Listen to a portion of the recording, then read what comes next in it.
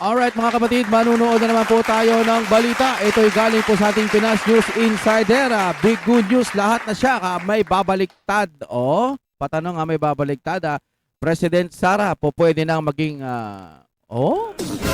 alamin natin to mga kaibigan. Kung trip nyo na may kasamang reaction video, panoorin na natin ito ng sabay-sabay. Ito po maganda tong pag-uusapan nating susunod. No?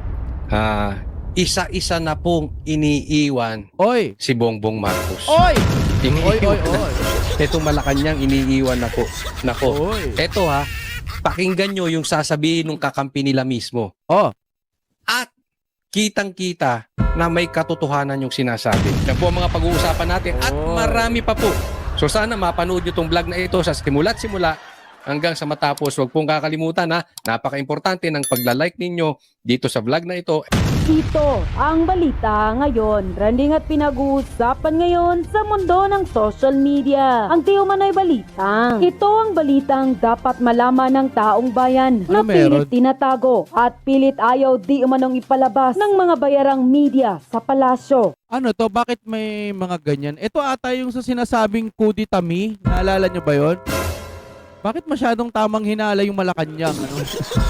Ano ba kasi meron dyan? Kamara at Senado sa publiko. Kamara at Palasyo, tila tuluyan na umanong babaliktad. Iiwan na nga ba ang gobyernong ngagba ni Marcos Jr. at Vice President Sara Duterte? Kumpirmadong handa ng mag-take over sa Palasyo anumang oras. At Tobitiang ko, may bagong malaking pasabog sa publiko na siyang tila ikabibitaw di umano ni Marcos Jr. Eto, ang ganda nito, ang solid nito. Si Sara Duterte, 1,000,000%. Alam mo yung mag 100% ka lang, sobra-sobra na yun eh.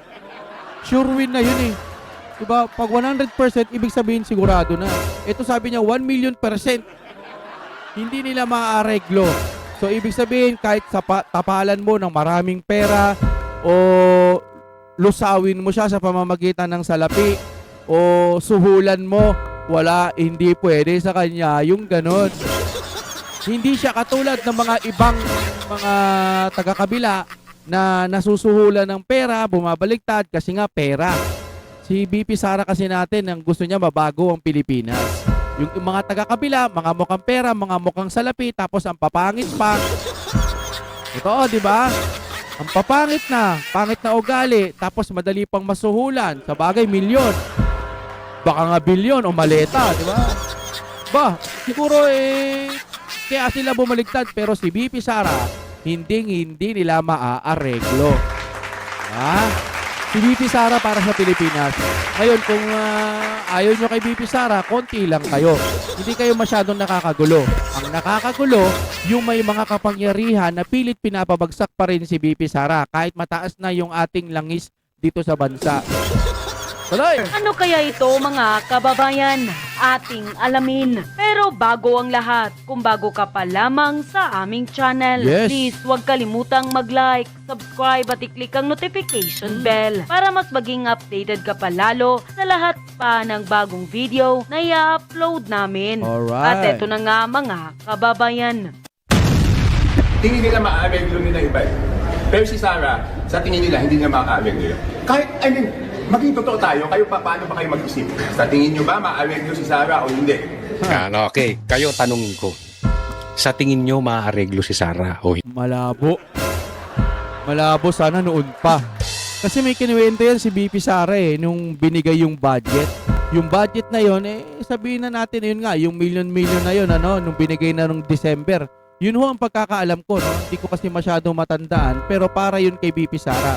Pero may mga humihingi sa kanya ng budget. Bakit kayo kay BP Sara humihingi? Pwede naman kayong humingi doon sa nagbibigay ng budget. Parang nakikihati sila. Ano po nangyari? Bakit parang ganito, Kaya inisip ni BP Sara, parang may naaamoy ako.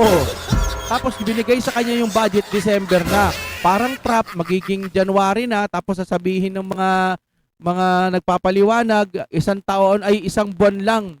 Wala pang kalating buwan, ginastos na ni BP Sara yung buong budget. Pero yung pala, December, magja-January na. Ginugunggong nyo taong bayan Kahit ikaw maka-BBM ka, tapos marinig mo yung paliwanag ko, ay teka, bakit ganun? Oo nga ibinigay kay BP Sara yung budget December na. Tapos magja-January na. Tapos ngayon, ang ibabalita ng mga taga-kabila, yung mga buaya, sasabihin nila, isang buwan lang ginastos yung budget ni BP Sara. Paano nangyari yun? Gunggong kayo, binigay nyo ng December, magja-January na eh. Kaya gumawa siya ng paraan para doon. Kaya nga sinasabi ng COA, walang masamang tinapay eh. Ako naman, paulit-ulit na rin ako eh. Pero hindi ako magsasawang magsalita sa inyo ng totoo. Kung may mali man ako, pasensya na, pero manageable naman yan. Ang sa akin lang, doon tayo sa totoo. Pucha, nakikita na nga natin kurap yung Pilipinas. Gusto mo, BBM ka pa rin? Aba, magbagong buhay ka naman. Yaman-yaman mo, tapos mapera ka, tapos BBM ka pa rin. Wow, ang galing. Tuloy tayo.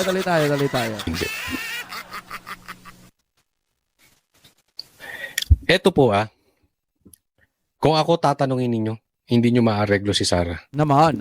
Alam nyo, maraming nagsasabi, even yung tatay, mas may topak to si Sara. Naku, yari pala sila. So, ibig sabihin, kapag nanalo si BP Sara, durug-durug yung mga taga-kabila. Pag naging presidente si BP Sara, maaaring ang maging maganda sana maipatupad yung bitay, no? Para bitayin talaga yung mga hayop, mga siraulo na magnanakaw ng pera ng kaban ng bayan, yung mga durugista, mga nagsashabs, tsaka yung nagbibenta ng shabs. Di ba? Tuloy-tuloy tayo mga kapatid. Mas mahigpit. In short. Yan po kahit na sinasabi nila na iba ito. Iba to si Sara. Hindi mo to pwedeng pakiusapan. Kaya nga naman naggugumahol. Napapansin nyo ba? Naggugumahol yung mga involved sa nakawan na hindi mapaupo si Sara. Dahil hindi nila maaareglo si Sara. Pag may sabit ka, may sabit ka. Kita nyo naman, di ba? Hindi ko na kailangan pangalanan.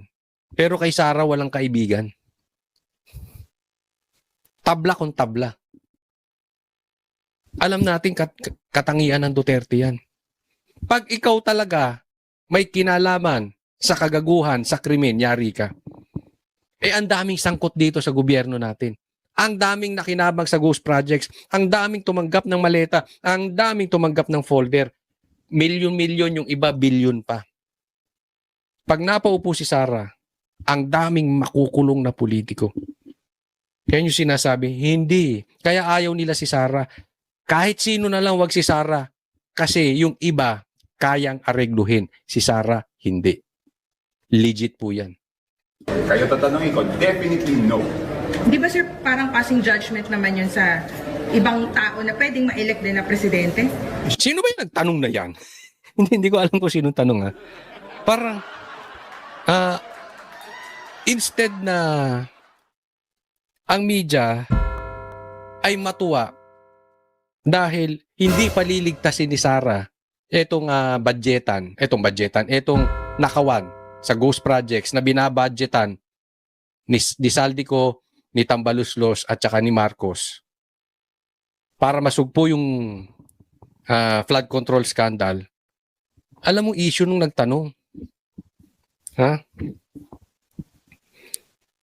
Parang hindi ba parang bias?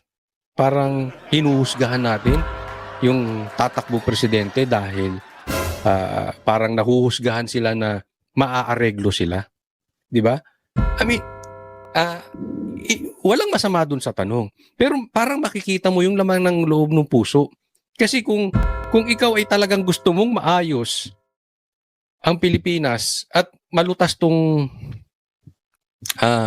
itong suliranin natin sa nakawan, sa korupsyon, sa mga politiko, ang unang papasok sa tanong mo, di ba dapat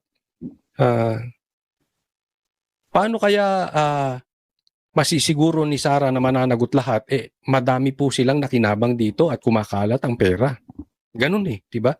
Hindi. Parang, yung tanong parang pinoprotektahan pa yung mga makakalaban ni Sara Di ba? Parang doon nakapanig aking opinion lang naman yan, Siyempre, I'm entitled to my own opinion, di ba? Opinion ko yun kahit kayo naman may opinion kayo Di ba kaya nga tinatanong, binabalik ko sa tao, si Sara ba pwedeng areglohin? Kaya tanong ko rin sa inyo, Si Sara ba pwedeng aregluhin? Ako sa tingin ko, hindi. Lagay nyo sa comment section, ano sa tingin ninyo? Pero ito matindi dito. Etong nagsisiwalat na ito, kakampi to ni Bongbong Marcos. Remember, ito pa ang campaign manager nila nung 2025 election, itong alyansa. Alyansa ni Bongbong Marcos. Alyansa ng Kainsuka. Siya yun, campaign manager. At ito, yung sinasabi na sinermo na ni Bongbong Marcos si Tambaluslos sa harap niya. Ibig sabihin, nasa inner circle itong si Tiangco. Kaya mas kapanipaniwala dahil yung sinabi niya, yung impeachment ni BP Sara, yung mga pumirma, tumanggap ng pera. Na pinatunayan din nung 18 Marines. Na kada hearing, paglabas, inaabutan ng folder. Di ba? Tumutugma-tugma na. Nagko-connect the dots na. Ito po ay hindi DDS. Kakampi nyo po ito. Pero kasi, ang karakter, hindi mo pwedeng siraan yan. Pwede mong siraan ng taong bayan. Halimbawa, si Sara. Sinisiraan na magnanakaw, etc. etc. Pero deep inside, yung totoong nagsasabi ng naaayon sa katunayan, na alam nila yung karakter ni Sara, hindi malalagyan. At nakikita naman, yung dahilan, kumokonek din kung kaya bakit binabakbakan si Sara. Marami talagang mananagot, kaya humanda kayong mga magnanakaw kayo. Hindi lang, nung panahon ni PRRD, adik lang ang mananagot, tsaka itong mga, isa pa, mananagot kayong mga komunista kayo. Mananagot kayong mga NPA kayo. Ayaw ni Sara yan. Pati kayong mga kurap, lagot kayo. Hindi nyo maaareglo si BP Sara. Tingin ko hindi. Yung iba ba, pwedeng aregluhin o hindi? O kahit hindi aregluhin, pwede bang pakiusapan para mas magandang term? Ay, medyo matigas yan. Alam mo, ako, ito aaminin ko sa inyo. Halimbawa, ako, nailagay bilang sa opisina, hindi maareglo. Pero posibleng maawain eh. Pwedeng mapakiusapan. Bibigyan muna ng warning. Pag inulit mo pa yan, pakukulong na kita, tipong ganon. Si Sara, hindi mo pwedeng pakiusapan. Period ka agad. Yun yung punto niya. Kasi meron namang mga politiko na pwede mong pakiusapan, medyo maawain. Diba? Hindi ko sinasabing masamang tao si Sara, pero si Sara ang kailangan ng Pilipinas ngayon. Hindi pwede yung maawain. Dahil loko-loko demonyo na tong mga to eh. Diba? Grabe magpahirap sa Pilipinas. Kaya saktong-sakto si Sara. Saktong-sakto siya. Hindi pwedeng pakiusapan. Pwede bang pakiusapan? Kunyari sir, Kasi ang question, bakit ngayon wala pang nananagot? Di ba? Bakit ngayon wala pang nananagot? Kunyari lang sir, kunyari lang, Leni Robredo, or for example, Erwin Tulfo, na yung mga medyo na matunog eh. Do you think pwede silang aregluhin or pakiusapan? Alam mo, I don't want to pass judgment on them, pero hindi. Tingnan mo yung focus nila, nandoon sa kalaban. Hindi yun ang issue. Dapat ang sinasabi ni, alam mo, ang binabanggit ni Tiangco, yung hindi mo siya pwedeng pakiusapan patungkol doon sa mga ghost projects, flood control scandal. Hindi yung issue ito ng yung ibang tatakbong presidente. Diba sana ang tanong paduktong doon sa ano-ano yung mga hindi pwedeng maareglo kay Sara. Hindi involve yung personality. Ang ini-involve, ang binabanggit si Leni, si Erwin Tulfo, hindi yun. Ang issue yung korupsyon. Ang bihira, oh. Saan napupunta? lang naman sila mag-isa ang magdidesisyon dyan eh. Di ba? Di ba? Hindi naman silang isa lang magdidesisyon dyan. Parang tinatanong mo ngayon, bakit ngayon wala pang nangyayari? Naareglo ba yung gobyerno o hindi? Di ba? Ayun, ang ganda nung sinabi. Pasok, di ba? Anong punto niya? Bakit ngayon wala pa rin nangyayari? Naareglo ba yung gobyerno? Or napakiusapan? Kasi hindi lang isa lang daw ang magdidesisyon. Pero si Sara, hindi. Pag dinesisyonan niya yan, period ka talaga dyan. Diba? Kahit nga yung tatay, alam naman natin yung kahit nga yung tatay, hindi sinunod eh, diba? Kung sinunod ni Sara, yung tatay niya, wala tayong problema ngayon. Walang magnanakaw na nakaupo sa mataas na posisyon. Nang dahil sa hindi sumunod si Sara sa tatay niya, kaya nakaupo yan si Marcos eh. At nakakapagnakaw si Tambaluslos. Nauunawaan po natin ang ibig sabihin. Iba po si Sara. Ibalik ko ngayon sa usapin. Ngayon ba may napapanagot? Diyan pa lang napakagandang halimbawa na. Bakit? Hindi lang isa magdidesisyon. Malay mo yung nagdidesisyon ngayon yung asawa pala. Malay mo adik yung asawa. Hindi pala sila nagdidesisyon. Bakit walang napapanagot? Malay mo nagdidesisyon yung driver. Kung tatanggap ng pera o hindi. Hindi natin alam. Diba? Hindi. Malay natin. Diba? Yung anak pala ang nagdidesisyon. Ibig sabihin, walang tayo. Pagka inisip mong talaga yan, bongbong na bongbong eh. Diba? Bongbong na bongbong. Hindi mo na nga malaman kung sino bang bumubulong kay bongbong eh. Parang wala na sa katinuan eh. O lumalambot ba o hindi? Di ba? Hindi. Ang sinasabi ko lang, si Sara, 1,000,000% hindi nila maareglo. Yon, ang ganda nung sinabi. 1,000,000% hindi maaareglo si Sara. So, ibig sabihin, siguradong. Gaano ka sigurado? 1,000,000%. Ano ba yung 1,000,000%? Parang bukas, lilitaw ang araw. Pagdating sa gabi, siguradong lalabas ang buwan at magdidilim. At kinabukasan, lilitaw ulit ang araw. At pagdating ng gabi, lilitaw ulit ang buwan. Ibig sabihin, parang ganyang kasigurado. 1,000,000%. Kalaban po itong nagsasalita. Kaya nga naman, gusto ng Pilipino talaga si Sara eh. Dahil yan ang kailangan ng Pilipino. Yang 1,000,000 na ipamimigay niya sa bawat Pilipino. Yang 1,000,000 na kasiguraduhan na hindi makakaligtas lahat ng magnanakaw ng ghost projects. Hindi makakaligtas itong flood control, scandal, masterminds. Yan. Kaya, BP Sara, ibigay mo na yung 1,000,000 sa bawat Pilipino. Yung 1,000,000, 1,000,000%. Kailangan nang matapos talaga itong nakawan. Pwede ba isama mo na yung mga rebelde sa Pilipinas? Yung mga makakaliwa, yung mga komunista, yung mga naghahasik, yung mga terorista, hahasik ng lagim sa Pilipinas. Para matapos na tayo. Matanong ko lang kayo, doon sa mga nakapunta na sa Davao, na hindi taga Davao, hindi taga Davao, pero nakapunta na sa Davao. That exactly, sana ang magawa ni BP Sara sa Pilipinas. Maging parang Davao. Pwede ka maglakad sa kalsada, safe, walang adik, walang drug lords, walang mga rebelde, walang mga NPA. Alam naman natin kalat ng NPA yan before, di ba? Mga terorista. Yan yung gusto mangyari sa Pilipinas.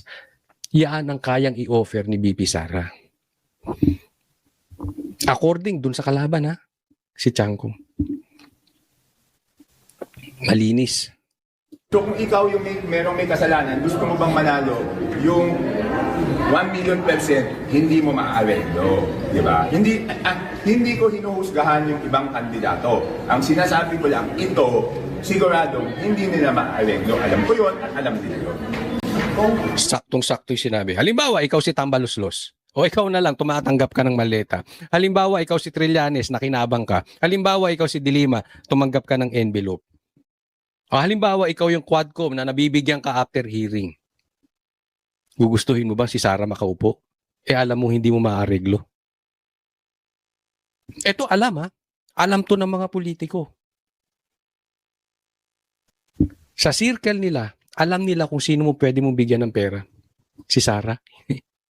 Mapapahiya ka kay Sara pag bibigyan mo ng pera. Yan ang kailangan nating presidente. So ngayon, yung mga magnanakaw, nagtutulong-tulong. Gusto nilang maglagay ng presidente na pwede nilang lagyan. Next po. Kanina po, napag-usapan natin na si BP Sara ay hindi mo pwedeng aregluhin kung ikaw ay magnanakaw, mamamatay tao, korap, hindi mo pwedeng pakiusapan. Diba? Sa isang banda. Ngayon, tatanungin ko po kayo, eto ba, kung hindi si BP Sara, halimbawa ma-impeach o mapatay ni Marcos si Sara, halimbawa lang, at eto, ang maupo, dahil wala na silang kalabang Sara, halimbawa lang, sa tingin ba ninyo, maaareglo to? Mapapakiusapan? Kayo na humusga ha? Sige, pag-usapan natin. Trabaho muna. Yan ang sagot ni Naga City Mayor Leni Robredo at DPWH Secretary Vince Dizon kaugnay sa umuugong nilang tambalan para sa 2028 presidential elections. Magkasamang nag-inspeksyon si Robredo at Dizon para sa Oplan kontra baha sa Naga City. Lalong umugong ang Leni-Vince tandem nang may magpaskil ng ilang poster ng dalawa sa Cebu. Tandem naman kami ngayon. Tanong, teka muna. Tanong, ito ba ang dalawa? Sa tingin ninyo, kung ang magnanakaw, si Marcos at saka si Tambaluslos, maareglo o mapapakiusapan? Si Vince Dizon at si Leni? Okay na, sumagot. Halimbawa, si Trillanes, ang nagnakaw. O si Dilima, mapapakiusapan kaya etong si Leni at saka si Dizon? Bigyan ko pa kayo isang gandang halimbawa. Isang malaking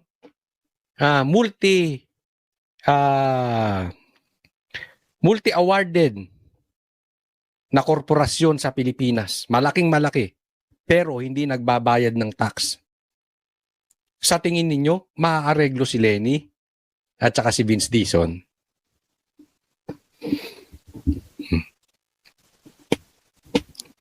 Kasi nakita silang magkasama. At meron pang mga poster o tarpaulin na for president tsaka for vice president. Ako tatanungin ninyo, ituloy nyo yan. Ituloy nyong tumakbo kayong parehas nang mapahiya na kayo. Na once and for all, yung pinklawan, mailagay na natin sa inodoro. Ang titigas ng mukha sa totoo lang, nakakainis na sila. Hindi sila nakakatulong para solusyonan itong problema sa ghost projects. Kumakampi pa. Dahil lang sa kanilang galit kay Sara. Kaya sige, tumakbo na kayo. Leni, pakiusap, tumakbo ka na. Na matuldukan ka na. Na tumahimik na yung kulto mo. Siguro naman pag natalo ka ulit, aaminin nyo na. Tapos na kayong pinklawan. Ikaw isa ka pa, Dizon. Wala ka rin kwenta. Tumakbo ka na. Wala ka rin namang nagagawang. Kita mo yung Ilocos ni hindi mo mapuntahan ni wala kang masabing masama. Andyan daw ang nakawan. Andyan ang ghost projects. Tapos pagsasamahin to. Eto, pag pinagsama mo itong dalawa, it shows that you are really desperate. Na talagang wala nang gustong matindi-tinding kumalabang kay Sara. Puro latak na Di ba? Pero alam nyo kung anong pahiwatig nito? Bongbong Marcos is desperately courting Leni. Aminin natin, kahit tayong mga DDS, alam natin, hindi mananalo si Leni. Pero alam natin, si Leni ang pinakamalakas na pwedeng lumaban kay Sara. Una, babae sa babae. Tapos, andyan ang Pink, although kakaunti na sila, pero meron pa rin silang grupo. Tapos pag pinondohan ng pera ni Bongbong Marcos ng gobyerno, ay pakinabang. Diba? So, kita mo nakipagkita nung sinabi ni Sara na tatakbo siya, nakipagkita agad siya kay Leni. Ngayon naman si Vince Dizon na alam natin na isang protector ni Bongbong Marcos, obviously, that is public knowledge, pinuntahan naman para tingnan yung naga. So, talagang agresibo na silang nililigawan si Leni dahil si Leni ay tumanggi na. So, syempre, they have to do their part. Kung hindi, sa kulungan sila pupulutin. So, lahat ng pupwedeng gawin, gagawin nila para tumakbo si Leni. Sa trabaho. Trabaho muna. Ang tagal pa. Ang tagal pa ng eleksyon. Ang dami pa namin kailangan trabaho. Trabaho muna na. Alam mo yung sagot mong yung Vince Dizon? Trapong-trapo. Di ba? Wala kang natatrabaho, animal. Trabaho ka muna dyan. Eh, ganyan din ang sinasabi ng amo mo si Bongbong Marcos. May natrabaho ba siya? Saan? Ang mga proyekto. Hanggang ngayon, ang taas ng gasolina, wala siyang magawa. No. Asan ang mga infrastructure? Kaisa-isang tulay, binuksan niya. Ninakaw pa niya sa Duterte. Pati tulay, ninanakaw niya. Pati credit, ninanakaw ni Bongbong. Anong trabaho pinagsasabi mo? Lahat po na nagnakaw sa ghost projects, ganyan ang sinasabi. Trabaho muna. Huwag nyo nga kaming lokohing dalawa. Trapong-trapo dating ninyo. At yun na nga mga kababayan, ano na ang masasabi mo? Kung mayroon kayong hinaing at komento patungkol sa balitang ito, please comment down below. Pag-uusapan natin yan sa comment section. At kung nagustuhan nyo ang video, ay huwag kalimutang mag-like at i-share na din para mas marami pang makaalam at umabot ito sa marami sa ating mga kababayan. Maraming salamat po!